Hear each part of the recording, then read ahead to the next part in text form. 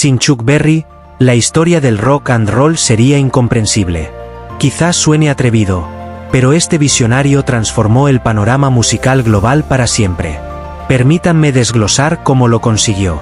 Hoy, emprenderemos un viaje a través de la vida de Chuck Berry para explorar cómo su arte, su ingenio y algunos giros decisivos en su existencia cimentaron las bases del rock and roll, consagrándolo como el auténtico arquitecto de este género. Antes de sumergirnos, si la pasión por el rock y las crónicas de sus titanes te mueven, te invito a suscribirte y activar las notificaciones para no perderte nuestras entregas semanales. Los primeros acordes de una leyenda. Charles Edward Anderson Berry, quien vio la luz el 18 de octubre de 1926, creció en un entorno de clase media en San Luis, Missouri. Su madre, Martha, maestra, y su padre, Henry, constructor y diácono bautista, le inculcaron una férrea ética de trabajo. Desde su tierna infancia, Berry estuvo empapado de una rica amalgama de géneros: blues, country, boogie-woogie y swing. Este crisol sonoro despertó en el joven Berry un fervor inmenso por la música, llevándolo a dominar la guitarra y a unirse a los coros de la iglesia local. Sin embargo, el destino de Berry tomó un rumbo más complejo, teñido por su espíritu indomable. En 1944, a sus 18 años, Berry y dos compañeros, en una incursión a Kansas City, perpetraron el robo de 3 establecimientos y un vehículo, empleando un arma que hallaron. Este incidente le valió una detención y una condena por asalto a mano armada. Berry fue sentenciado a 1 década de prisión, de la cual purgó 3 años en un centro para jóvenes infractores. Durante su encierro, la música se erigió en su santuario, manteniendo viva la chispa de la esperanza para recobrar su libertad.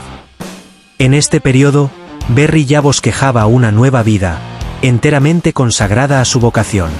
No obstante, al recobrar su libertad, Chuck Berry se topó con una realidad espinosa, plagada de desafíos y apuros económicos que lo persiguieron por largo tiempo. De la rebeldía a la consagración musical. Tras su excarcelación, Berry se enfrentó al arduo desafío de ganarse la vida, pero no se quedó inactivo. Desempeñó oficios tan variados como conserje, estilista, fotógrafo e incluso carpintero, todo por el sustento de su familia. Aparentemente, Berry había resuelto dejar atrás su vida delictiva, mas esa rebeldía jamás se adormecería. Por el contrario, se convertiría en la materia prima de sus composiciones y en la esencia misma de lo que definiría al rock and roll.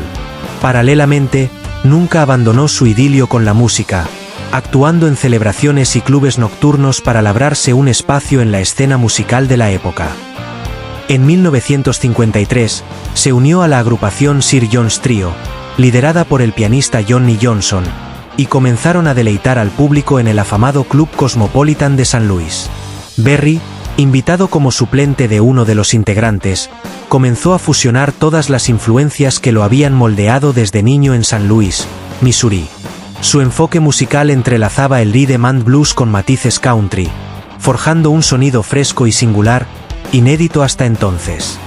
Johnny Johnson fue el portal de entrada de Chuck Berry al universo musical, y Berry siempre le guardaría gratitud. No obstante, graben bien el nombre de Johnny Johnson, pues, a veces, quien te extiende la mano al principio no siempre anhela verte en la cima, como descubriremos más adelante en esta narración. El ensamble Sir John's Trio, al que Chuck Berry se incorporó a inicios de 1953, comenzó a adquirir notoriedad gracias a la magnética presencia de Berry, lo que condujo a renombrarlo como Chuck Berry Combo, con Berry como el indiscutible epicentro de la banda. Pero fue en 1955 cuando Berry ascendió a un nuevo peldaño. Viajó a Chicago y allí conoció al legendario Muddy Waters, quien lo presentó a Leonard Chess, propietario de la casa discográfica Chess Records. Leonard Chess, cautivado por su propuesta sonora al escuchar sus grabaciones, decidió apostar por él. Esto desembocó en la creación de la melodía Maybellene, una reelaboración vibrante del clásico country Ida Red, pero imbuida de la energía cruda de la guitarra y la voz de Berry. El resultado fue un triunfo colosal, superando el 1.000.000 de copias vendidas, y así Berry se convirtió en el primer artista afroamericano en cosechar un éxito tan arrollador. Maybellene escaló al 5º lugar en las listas de éxitos de Estados Unidos, franqueando una barrera significativa en una era donde la música de artistas afroamericanos rara vez triunfaba en géneros dominados por la audiencia blanca. ¿Rememoran la actitud desafiante de Chuck Berry? Esa osadía fue determinante para moldear la proyección del rock and roll ante el público. Un ejemplo patente es su célebre Duck Walk, donde simulaba ser un pato, avanzando a saltos sobre un pie mientras ejecutaba la guitarra con destreza. Este movimiento pulverizaba los arquetipos de las agrupaciones serias y tradicionales de la época, convirtiéndose en su marca registrada e inspirando a futuras luminarias como Angus Young de AC/DC, quien lo adoptó y lo emuló en cada actuación imaginable. Berry no solo interpretaba música, la encarnaba, conectando con su audiencia a través de una vitalidad sin par. Sus letras narraban historias de automóviles, amores juveniles y desobediencia, temáticas que resonaban con una generación ávida de libertad y júbilo. Esto hizo que Chuck Berry fuera el pionero en condensar la esencia de lo que el rock and roll debía ser. Un escape, una expresión rebelde, una celebración y una proclama de autonomía. En este capítulo de la historia, Chuck Berry vivía su época más prolífica, encadenando un éxito tras otro que lo coronarían como el verdadero monarca del rock and roll. En junio de 1956, lanzó Roll Over Beethoven, un himno que reafirmó su posición como una figura cumbre del rock. En mayo de 1957, vio la luz su primer disco de estudio, After School Session, un compendio de sus grandes éxitos que consolidó su presencia en la escena musical. Luego, en abril de 1958, nos legó Johnny B. Good, una composición que se erigiría en un clásico imperecedero del rock and roll. Nada parecía poder detener a Chuck Berry, hasta que su naturaleza intrépida lo condujo de nuevo a una serie de reveses y litigios personales.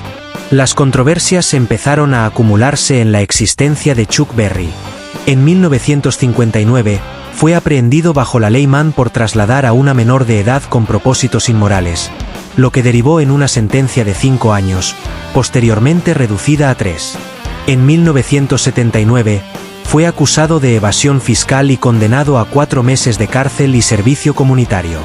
Más tarde, entre 1989 y 1990, afrontó acusaciones de voyerismo y tenencia de marihuana, resultando en un pago considerable a las demandantes y una admisión de culpabilidad por posesión de estupefacientes. Y por si fuera poco, ¿recuerdan al pianista Johnny Johnson?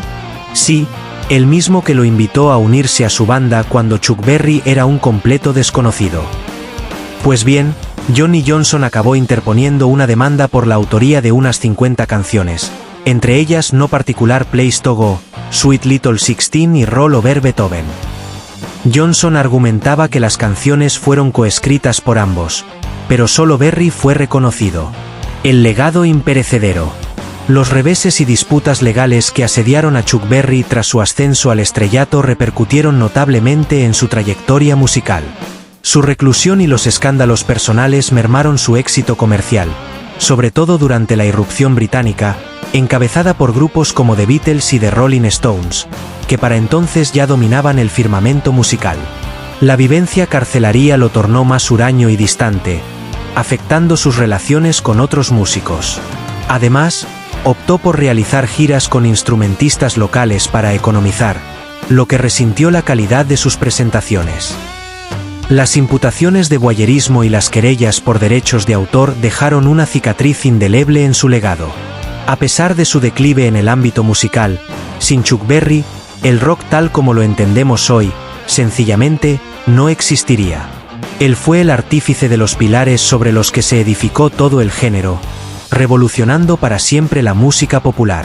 Su visión y su destreza catapultaron el rock and roll a un fenómeno global.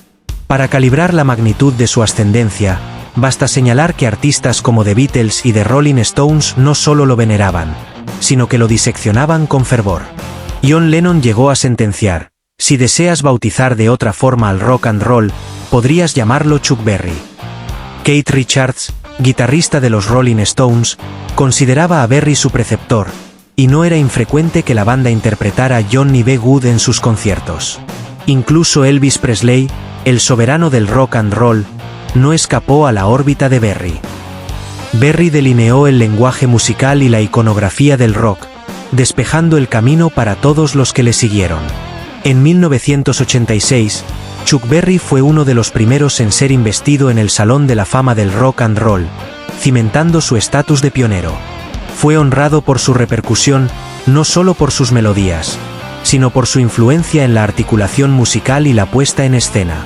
En 2014, fue distinguido con el Premio Polar, una prueba irrefutable de que su legado había trascendido generaciones.